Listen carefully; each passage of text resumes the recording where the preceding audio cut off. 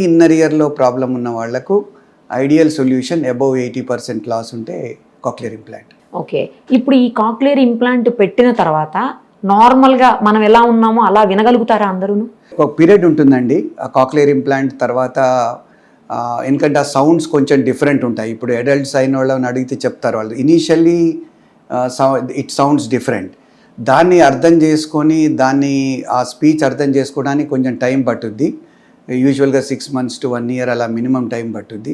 ఆ తర్వాత నార్మల్గా ఉంటారండి వాళ్ళు. వేరే వాళ్ళకి ఎలా ఉన్నారో అలా హియరింగ్ వచ్చేస్తుంది. నేను హియరింగ్ ఎయిడ్స్ పెట్టినప్పుడు కొన్ని పదాలు నేర్చుకోలేనివి ఇప్పుడు నేర్చుకున్నాను. నేను ఇంతకు ముందు నాకు అసలు అవి ఏమి వినిపించేది కాదు. ఇప్పుడు ఏంటంటే నేను క్యాన్సర్ పెట్టుకున్నప్పుడు లైక్ వర్డ్స్ కూడా క్లియర్గా అర్థమయ్యేది అనమాట నాకు.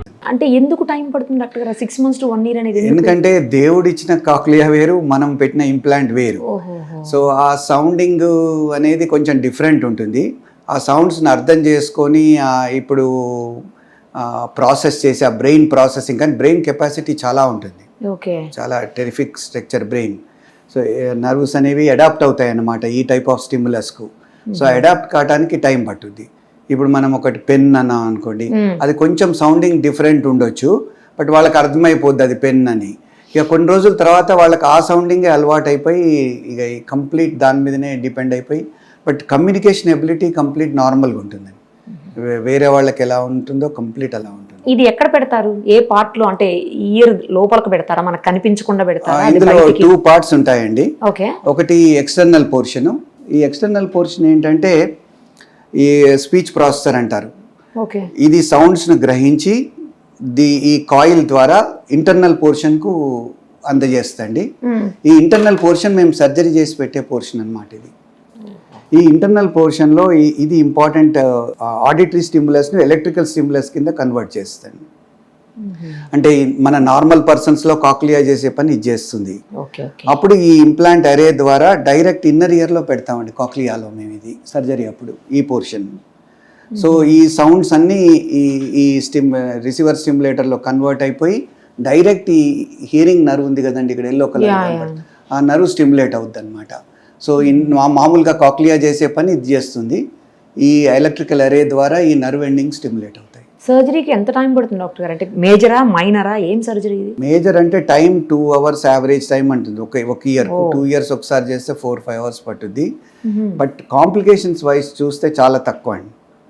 అంటే ఇప్పుడు మైనర్ కాంప్లికేషన్స్ లైక్ ఒక ఫీవరు, ఇన్ఫెక్షను అట్లాంటివి వచ్చే ఛాన్సెస్ ఒక 2% ఉంటాయండి. అండ్ మేజర్ కాంప్లికేషన్స్ అంటే పెద్ద కాంప్లికేషన్ వచ్చి ఇంప్లాంటే తీసేయాల్సి వచ్చిన కాంప్లికేషను అలాంటివి లెస్ దాన్ 1% ఉంటుందండి. నెగ్లిజిబుల్. ఒక 100 cases చేస్తే ఎక్కడో ఒకళ్ళకి ప్రాబ్లం అవుద్ది. మెజారిటీ ప్రాబ్లమ్స్ ఏముండవు. And 90% of the patients next డేనే ఇంటికి వెళ్తారండి. మామూలు ఇయర్ సర్జరీ లాగా ఉంటుంది. ఇట్లా తలకు ఒక డ్రెస్సింగ్ లాగా ఉంటుంది సర్జరీ తర్వాత. 2 to 3 hours surgery, then 1 day ఉంటారు యావరేజ్ స్టే హాస్పిటల్లో. Okay okay. ఇప్పుడు ఒకవేళ ఈ సర్జరీ చేయించుకున్న తర్వాత ఇంప్రూవ్ కాలేదనుకోండి, అట్లాంటి ప్రాబ్లమ్స్ ఏమన్నా ఉంటాయా? హియరింగ్ ఇంప్రూవ్ అందుకనే కేస్ సెలెక్షన్ ఇంపార్టెంట్ అండి. ఇన్నర్ ఇయర్ ప్రాబ్లమ్స్ తోనే చేసిన వాళ్ళకి ఇంప్రూవ్ అవుతుంది. సపోజ్ నర్వ్ ప్రాబ్లం కేసుని తీసుకున్నారనుకోండి మీరు, అది రేర్ గా. లక్కీలీ ఏంటంటే సెన్సరీ న్యూరల్ లాస్లన్నీ కాక్లియాలోనే మెజారిటీ డిఫెక్ట్ ఉంటుంది. బట్ ఎక్కడో ఒకళ్ళకి నర్వ్లో డిఫెక్ట్ ఉందనుకోండి, ఆ కేసుని తీసుకొని ఇంప్లాంట్ చేసామనుకోండి సక్సెస్ కాదు.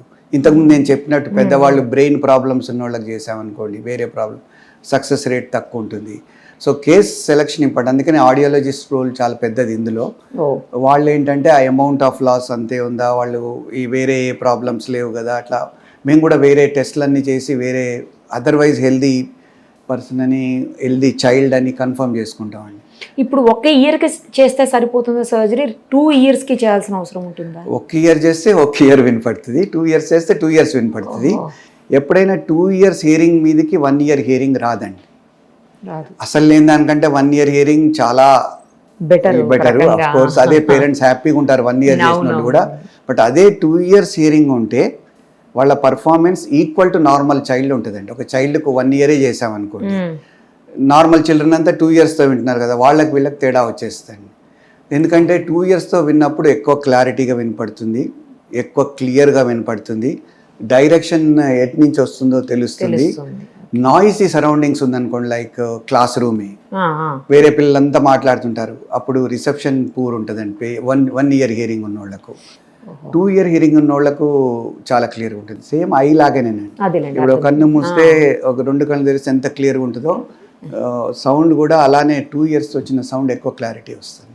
అందుకని మేము పుట్టుకతో హియరింగ్ లాస్ ఉన్న పిల్లలకు 2 చేయమని అడ్వైస్ చేస్తాం. 2 ఒకేసారి చేసేయచ్చు డాక్టర్ గారు? 2 ఒకే, అదర్వైజ్ హెల్దీగా ఉన్న చిల్డ్రన్ అందరికి 2 ఒకేసారి చేయొచ్చండి. 2 ఒకేసారి చేసినా కూడా అదే టైము హాస్పిటల్లో ఉండేది కానీ రికవరీకి కానీ అన్నిటికీ సేమ్ టైమా? రికవరీ హాస్పిటల్ ఉండే same time, surgery time extra అవుతుంది.